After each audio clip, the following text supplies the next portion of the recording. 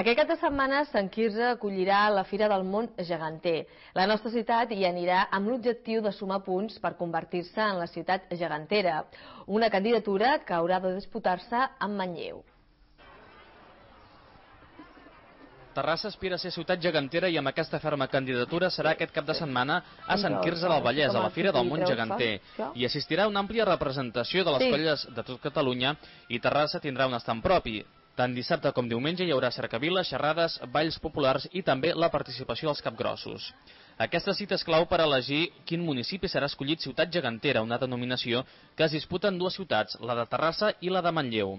La candidatura agarenca està treballant per desbancar la usonenca i posa com a principals arguments la tradició gegantera de la ciutat. De fet, el 2010 hi haurà una doble efemèride, ja que els gegants vells faran 160 anys i els nous 60. A tot això cal afegir-hi els més recents, els modernistes creats per la Fira Modernista. Les tres parelles seran aquest cap de setmana a Sant Quirze.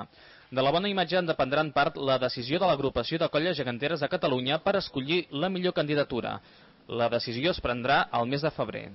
La ciutat gegantera, que canvia cada any, té l'honor d'acollir el treball i la cultura dels gegants de l'agrupació i de dur-los allà on hagin de participar.